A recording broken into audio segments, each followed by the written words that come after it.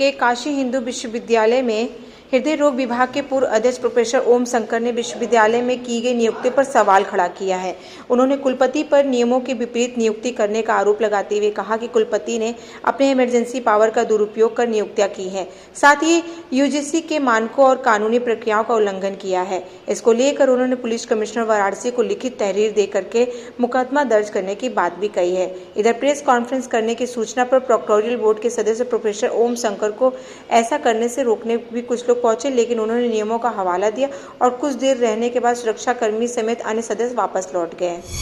ऐसा है कि देखिए, वर्तमान कुलपति प्रोफेसर सुधीर कुमार जैन साहब पिछले 3 सालों से जब से इस विश्वविद्यालय के कुलपति के रूप में शपथ ली है, उन्होंने भ्रष्टाचार के अलावा कुछ भी नहीं किया है। हर दिन नए तरह के भ्रष्टाचार किए हैं। आज तक इस विश्वविद्यालय के सैकड़ों करोड़ रुपए उन्होंने लूट लिए और लूटकर इस विश्वविद्यालय की गरिमा को बहुत ही गहरा ठेस पहुंचाया है।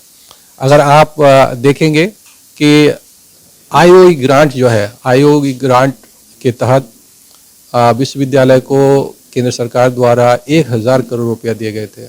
वो 1000 से इन्होंने विश्वविद्यालय के मजबूत इमारतों को तोड़ने का काम किया है और उसके बदले घटिया इमारतें बनाकर उसमें पैसों की उगाही की है।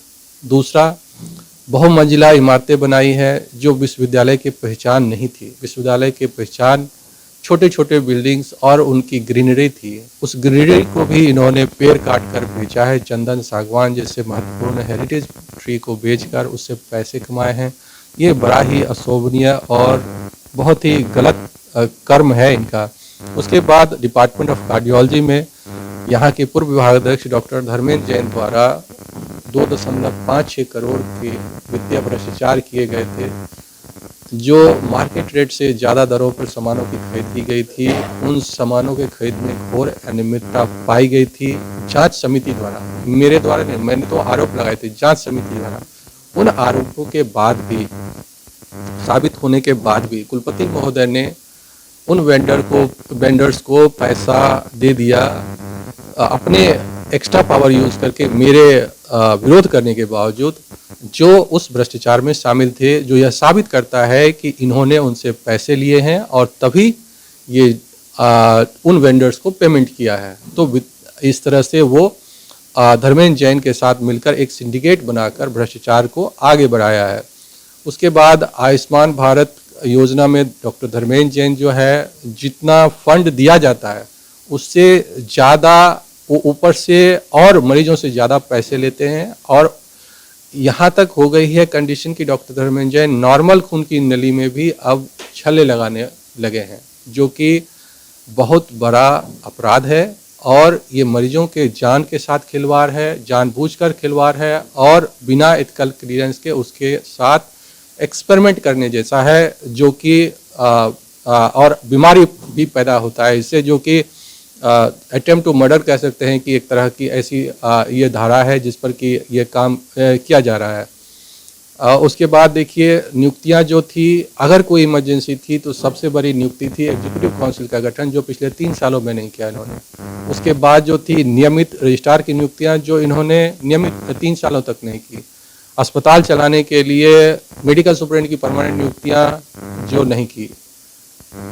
हृदय रोग विभाग में 4 सीट पर खाली वैकेंट पोस्ट पर इमरजेंसी नियुक्तियां, क्योंकि यहाँ सबसे इमरजेंसी पेशेंट देखा जाता है, जो 4 में से 3 पदों को खाली छोड़ दिया नियुक्तियों में। और वो नियुक्तियां करने के लिए मुझे पद से जबरन हटाया, कानून का उल्लंघन करके 11.1 ऑर्डिनेंस को, कि जो 3 साल तक नियुक्तियां करता है 55 दिन बिफोर हमको हटाया गया, ताकि वो अपनी मनमानी कैंडिडेट का सिलेक्शन कर पाए और आरक्षित वर्ग के कैंडिडेट के साथ और अन्य कैंडिडेट के साथ, जो कि बोनाफाइड भी थे और इसी विश्वविद्यालय से पास किए हुए थे, उसके साथ जातीय भेदभाव कर पाए। पुलिस कमिश्नर जी को आपने पत्र लिखा है तहरीर के लिए, क्या मांग की है? मैंने यही सब मांग की है जो आपको बता रहे हैं कि उनके विरुद्ध एक एफआईआर दर्ज किया जाए। फिर ये तो एक, जब भी किसी के विरुद्ध अगर मैं साक्ष्य दे रहा हूं, अगर आपको लग रहा है कि हाँ यहाँ गड़बड़ी हुई है, जांच करके उन साक्ष्यों के आधार पर नए साक्ष्य पैदा करना, सामने लाना, ये आपका काम है। मैं as a whistle blower, as a informer ये बता रहा हूँ कि यहाँ गड़बड़ी हुई है, बाकी के शोध करना, उसका इन्वेस्टिगेशन करके उसमें तथ्य को बाहर, नए तथ्यों को बाहर उजागर करना, एक दूसरे का संबंध स्थापित करना, पैसों का लेन देन स्थापित करना। अब बैंक अकाउंट तो मेरे एक्सेसिबल नहीं है ना, तो इस सब को स्थापित करने के लिए जो भी उचित माध्यम है, चाहे CBI हो, ED हो, चाहे जो भी व्यवस्था है, उसके द्वारा जांच करवाकर इनके विरुद्ध, कुलपति जी और उनके सिंडिकेट, जो भ्रष्टाचारियों के सिंडिकेट हैं, उसके विरुद्ध कठिन से कठिन कार्रवाई की जाए। तो आगे क्या मांग करते हैं प्रधानमंत्री जी का क्षेत्र में, क्या मांग?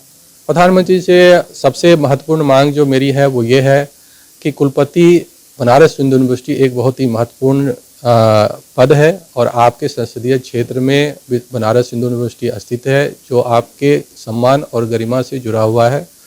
और अगर इस पद पर किसी गलत व्यक्ति की नियुक्ति करेंगे, अस्थायी नियुक्तियां करेंगे, तो वो गलत कार्य करेंगे, और जितने भी गलत कार्य करेंगे, इस सब का जो खामियाजा है आपको अपमान के तौर पर और पब्लिक में आपकी बदनामी के रूप में देखी जाएगी। तो मेरा निवेदन है प्रधानमंत्री महोदय से कि जल्द से जल्द 5-6 तारीख से पहले एक नियमित कुलपति जी की, एक ईमानदार व्यक्ति की कुलपति के पद पर नियुक्त किया जाए, जो विश्वविद्यालय को उनके नियम कायदे कानूनों के तरह चलाए और विश्वविद्यालय की गरिमा खोई जो है वर्तमान कुलपति के दौरान, कुकर्मों के दौरान, उसको स्थापित कर दे पुनः।